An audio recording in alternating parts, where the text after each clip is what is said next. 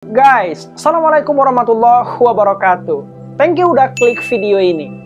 Channel ini merupakan channel yang membahas tentang berbagai peristiwa sejarah dan tragedi-tragedi yang terjadi di Indonesia maupun di luar negeri. Nah, buat kalian yang suka dengan video-video yang berbau sejarah dan tragedi-tragedi, boleh banget nih untuk kalian subscribe channel ini. Karena dengan dukungan kalian semua, channel ini akan tambah berkembang ke depannya. Thank you guys atas dukungan kalian.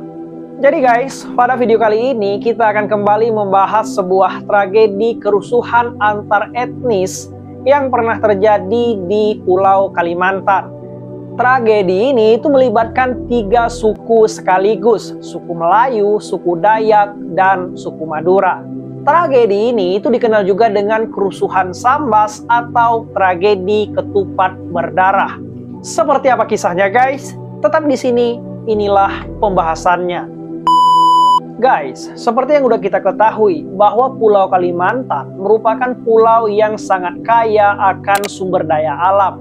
Serta Pulau Kalimantan sangat terkenal dengan kesuburannya.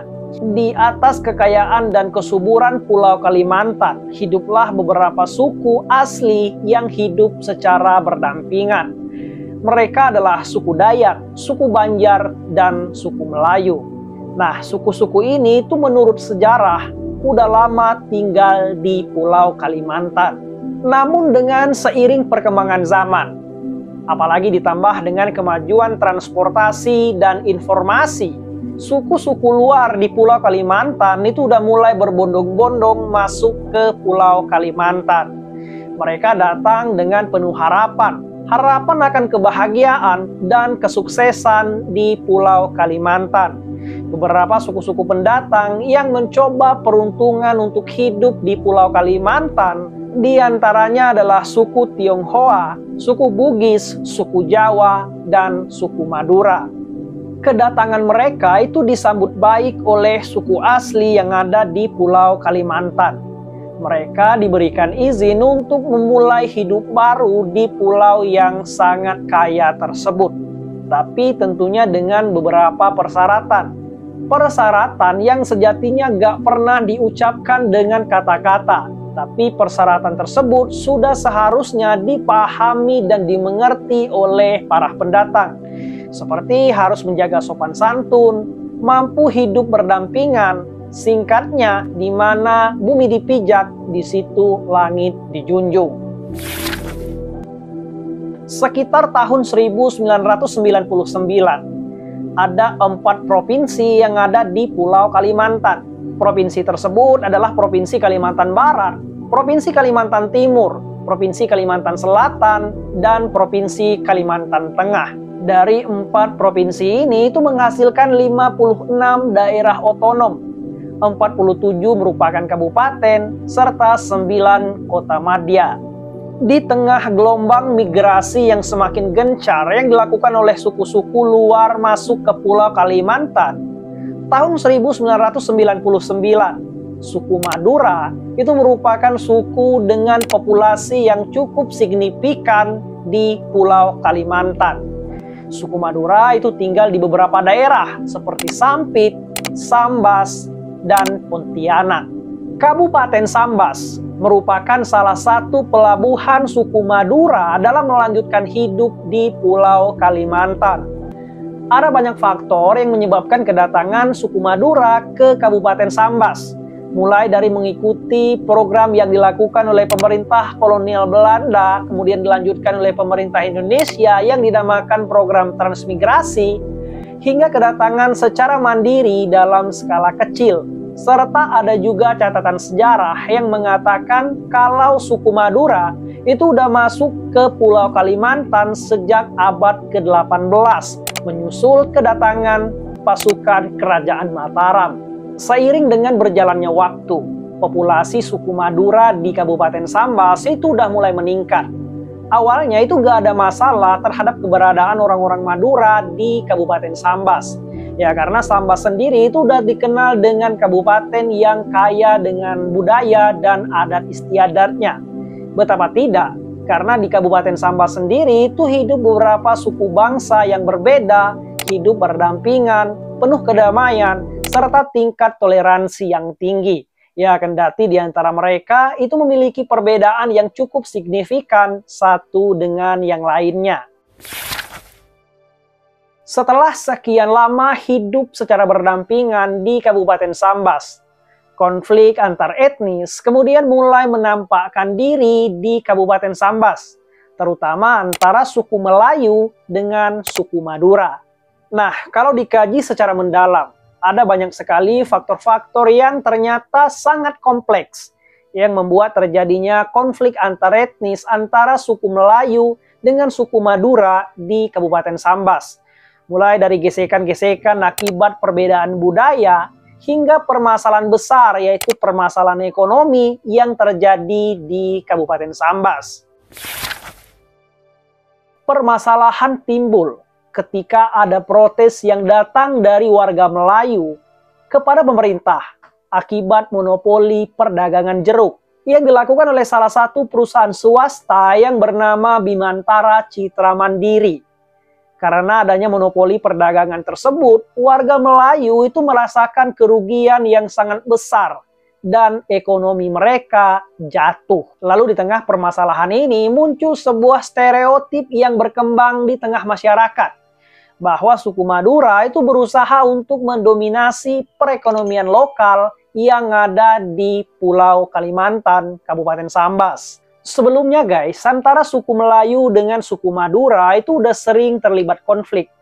Walaupun konfliknya itu skalanya masih tergolong kecil dan bisa diselesaikan dengan perundingan damai. Namun konflik dan sentimen antara kedua belah pihak itu udah cukup mengakar kuat dan terus-menerus mengalami peningkatan intensitas. Sehingga konflik-konflik yang dulunya kecil, kini udah mulai mewujudkan diri ke permukaan dan sewaktu-waktu siap untuk meluap. Pada tanggal 17 Januari tahun 1999, ada seorang warga Madura yang bernama Hasan Binam ketangkap di desa Parit Setia karena hendak mencuri sebuah sepeda motor milik warga Parit Setia. Tapi guys, di sini ada beberapa sumber informasi yang masih rancuh. Ada informasi yang mengatakan kalau si Hasan Binam ini itu gak melakukan pencurian sepeda motor, melainkan ia ngamuk-ngamuk di desa Parit Setia karena dia dalam keadaan mabuk karena mengkonsumsi tuak atau arak. Dan ada juga informasi yang mengatakan kalau si Hasan Binam ini itu bukan hendak mencuri sepeda motor, tapi mencuri ayam. Nah, di bagian ini, bagi teman-teman yang tinggal di daerah Parit Setia dan sekitarnya, boleh tinggalkan komen di kolom komentar agar kita semua bisa tahu informasi yang sebenarnya. Setelah si Hasan ini ketangkap, dia ini sempat diamuk oleh warga desa Parit Setia. Nah, setelah diamuk, barulah si Hasan ini itu diserahkan kepada pihak yang berwajib. Si Hasan itu diserahkan ke Kapolsek Jawai oleh warga desa Parit Setia. Setelah beberapa lama berada di Kapolsek, pada sore harinya, Hasan itu udah boleh diperbolehkan oleh pihak kepolisian. Waktu itu, Hasan Binam dijemput oleh 3 orang kerabatnya dari desanya si Hasan. Setelah itu, si Hasan dipulangkan ke rumahnya. Setelah tiba di rumahnya, si Hasan Binam ini itu udah penuh dengan luka memar dan lebam di tubuh dan wajahnya. Ya, akibat diamuk massa di desa Parit Setia tadi. Kepada keluarganya, Hasan mengatakan kalau dia itu bukan hendak mencuri sepeda motor, melainkan ia salah masuk rumah di desa Parit Setia karena dia dalam keadaan mabuk karena habis mengkonsumsi tuak atau arak. Nah, mendengar pengakuan Hasan, keluarga dan kaum kerabatnya itu merasa gak terima. Mereka berpendapat bahwa perbuatan yang dilakukan oleh warga Parit Setia terhadap Hasan itu terlalu berlebihan. Masa Hasan yang hanya salah masuk rumah aja itu harus dipukuli sampai lebam seperti itu. Sebelumnya ya guys, bahwa Hasan itu tinggal di sebuah desa yang bernama Desa Sari Makmur. sebuah desa yang mayoritas dihuni oleh suku Madura. Setelah kejadian itu, warga desa Sari Makmur itu benar-benar diliputi amarah dan sakit hati terhadap warga desa Parit Setia. Amarah dan rasa sakit hati gak hanya dirasakan oleh warga desa Sari Makmur aja, melainkan juga sampai ke desa yang bernama Desa Rambayan, sebuah desa yang berdekatan dengan desa Sari Makmur, yang juga merupakan penghuninya itu mayoritas etnis Madura. Nah, mulai saat itu, kedua desa ini, yaitu Desa Sari Makmur dan Desa Rambayan, itu ternyata berencana untuk melakukan penyerangan ke Desa Parit Setia untuk membalaskan rasa sakit hati dan amarah mereka. Mereka kini udah rutin melakukan pertemuan-pertemuan guna menyiapkan dan menyusun strategi yang harus mereka lakukan. Setelah persiapan selesai, rencana juga udah disiapkan dengan matang. Kini nampaknya Desa Sari Makmur dan Desa Rambayan itu benar-benar merealisasikan rencana balas dendam mereka terhadap desa warga Parit Setia. Tepat pada tanggal 19 Januari tahun 1999, sekitar 100 orang dari Desa Sari Makmur dan Desa Rambayan itu mulai bergerak menaiki mobil bak terbuka, sisanya juga banyak yang menaiki sepeda motor, melaju ke Desa Parit Setia. Peristiwa ini itu terjadi hanya berselang 2 hari dari peristiwa terhadap amukan terhadap Hasan di Desa Parit Setia. Mereka semua itu udah lengkap dengan senjata tajam di tangan mereka, mulai dari celurit, pedang, maupun tombak. Di sepanjang jalan, mereka udah mulai berteriak, mengamuk, marah, dan meluapkan amarah mereka. Nah, melihat kedatangan mereka, warga Desa Parit Setia itu benar-benar merasakan ketakutan yang luar biasa. Ya, karena kedatangan mereka itu tanpa aba-aba, tanpa ultimatum. Jadi kayak warga Desa Parit Setia ini itu benar-benar menerima tamu yang gak diundang secara mendadak dan tiba-tiba. Sebenarnya guys, di Desa Parit Setia ini itu ada beberapa aparat keamanan yang berjaga-jaga di sana. Namun jumlah mereka tentu sangat terbatas. Dan mereka kalah jumlah dari warga Desa Madura yang datang ini. Oleh karena itu, mereka hanya bisa melihat dan menonton saja peristiwa yang terjadi. Mereka hanya menjadi saksi hidup atas kejadian ini. Begitu mereka sampai di Desa Parit Setia, mereka langsung meneriaki sebuah nama, yaitu nama Ayub. Ayub waktu itu merupakan seorang kepala desa di Desa Parit Setia. Mereka mencari Ayub karena ingin meminta pertanggungjawaban atas apa yang terjadi terhadap saudara mereka beberapa hari yang lalu di desa tersebut. Lalu belum sampai mereka di rumah sang kepala desa. Di tengah jalan, mereka ini bertemu dengan seorang warga Desa Parit Setia yang bernama Mahli. Waktu itu si Mahli ini itu sempat mencoba untuk membuka dialog kepada warga Desa Madura tersebut. Namun nampaknya usaha Mahli itu sia-sia. Karena warga Desa Madura yang udah marah ini itu udah gak bisa lagi ditenangin dan udah gak bisa lagi diajak berdialog. Hingga akhirnya terjadilah cekcok antara Mahli dengan ratusan pemuda dari warga Desa Madura tadi. Hingga akhirnya si Mahli ini tuh harus tewas di tangan para pemuda Madura tersebut. Warga Madura terus bergerak mendatangi rumah Ayub, sang kepala desa. Begitu mereka sampai di rumahnya Ayub, si Ayub waktu itu mencoba untuk keluar rumah, mencoba untuk membuka dialog dengan warga Madura tersebut, serta berusaha untuk menenangkan amarah mereka. Namun nampaknya usaha Ayub itu sia-sia. Warga Madura yang udah marah lengkap dengan senjata tajam ini, itu sama sekali gak bisa ditenangin dan gak bisa diajak berdialog. Hingga akhirnya Ayub itu langsung diserang oleh ratusan warga Madura tersebut. Nah, melihat penyerangan yang dilakukan kepada Ayub, anak Ayub yang waktu itu ada di situ itu berusaha untuk melindungi sang ayah. Namun, anaknya Ayub itu juga ikut diserang oleh warga Madura hingga terluka parah. Ayub sebenarnya udah berusaha untuk melarikan diri.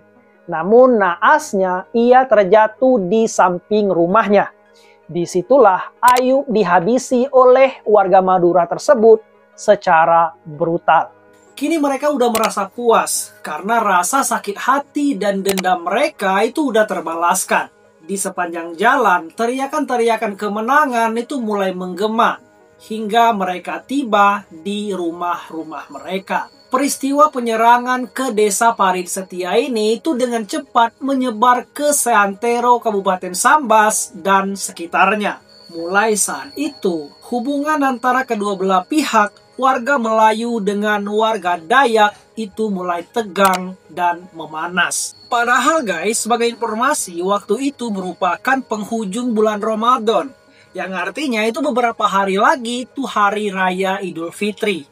Nah, biasanya di tahun-tahun sebelumnya, momen-momen seperti itu benar-benar dimanfaatkan oleh kedua belah pihak untuk mempererat tali silaturahmi yang menjadi momen kebahagiaan, tapi tidak dengan tahun itu. Suasana Sambas bulan itu penuh dengan ketegangan dan sangat memanas. Cerita kemudian berlanjut guys. Setelah beberapa hari dari insiden penyerangan yang dilakukan oleh warga Madura ke desa Parit Setia, kini terjadi lagi sebuah insiden yang berujung pembantaian antara warga Madura terhadap warga Melayu. Tepat pada tanggal 21 Januari tahun 1999, ada seorang warga Melayu yang ditikam oleh warga Madura. Warga Melayu ini merupakan seorang kondektur bus. Nah, waktu itu saat terjadi penyerangan oleh warga Madura, warga Melayu ini tuh gak punya senjata untuk melakukan perlawanan. Ia hanya bisa melakukan pembelaan diri dengan tangan kosong. Dan akhirnya ia pun terluka parah. Nah, ini guys, itu merupakan insiden terakhir dari pemicu konflik yang sangat besar yang akan terjadi di depannya dari kedua belah pihak. Kali ini suku Melayu itu benar-benar marah terhadap suku Madura. Mereka tidak lagi ingin bernamai, tidak ada lagi kata maaf. Suku Melayu itu ternyata diam-diam melakukan koordinasi dengan suku Dayak. Mereka melakukan koordinasi dengan suku Dayak untuk melakukan sebuah penyerangan balas dendam terhadap suku Madura. Lalu mengapa mereka mengajak suku Dayak? Karena ternyata suku Dayak itu juga punya sejarah hubungan sosial yang tidak bagus terhadap suku Madura. Nah, oleh karena itu, kedua suku ini itu bersatu untuk melakukan penyerangan terhadap suku Madura. Setelah persiapan udah selesai dilaksanakan, rencana juga udah disusun dengan matang, ternyata warga Melayu dengan warga Dayak itu benar-benar melakukan penyerangan terhadap warga Madura. Penyerangan besar-besaran itu benar-benar direalisasikan guna membalaskan amarah dan dendam mereka terhadap suku Madura. Berbagai persenjataan itu digunakan dalam penyerangan kali ini, mulai dari tombak, pedang, maupun mandau. Serta ada juga yang menggunakan senjata api jenis rakitan. Nah, pada saat itu, aparat keamanan itu kembali gak bisa berbuat apa-apa, saking banyaknya massa dari warga Melayu dan warga Dayak ini. Ya, mereka hanya bisa menjadi saksi bisu dan saksi hidup terhadap pembantaian demi pembantaian yang dilakukan terhadap warga suku Madura. Korban jiwa itu udah mulai berjatuhan pada penyerangan ini. Bukan hanya warga desa Sari Makmur dan desa Rambayan Naja yang diserang, melainkan seluruh perkampungan-perkampungan Madura yang ada di Kabupaten Sambas. Padahal guys, waktu itu merupakan Hari Raya Idul Fitri, yang dimana seharusnya semua umat Islam itu saling bermaaf-maafan. Momen yang sakral, momen yang suci, momen yang sangat mengembirakan. Tapi tidak dengan tahun itu. Idul Fitri penuh dengan ketakutan, mencekam, dan Sambas sangat mengerikan. Akibat penyerangan ini, mau tidak mau, warga Madura itu harus terpaksa meninggalkan kampung dan rumah-rumah mereka. Karena di Sambas, mereka udah gak diterima lagi oleh warga Melayu dan warga Dayak. Sekitar 58.000 warga Madura terpaksa harus diungsikan dari rumah mereka.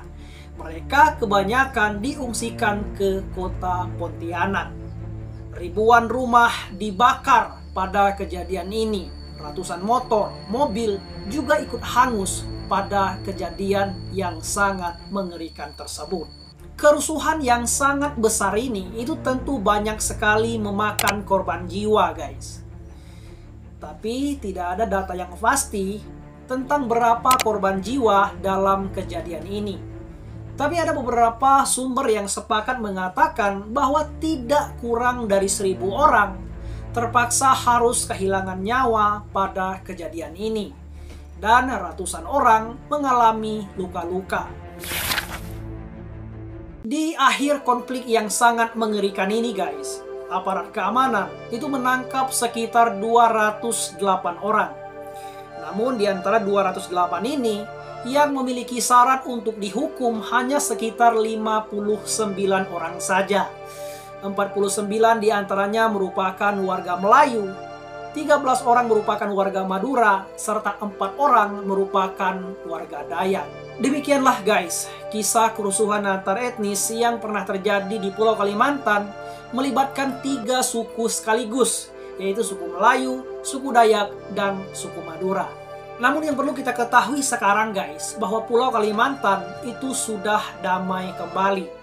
Suku-suku dan etnis yang hidup di dalamnya itu sudah kembali hidup secara berdampingan.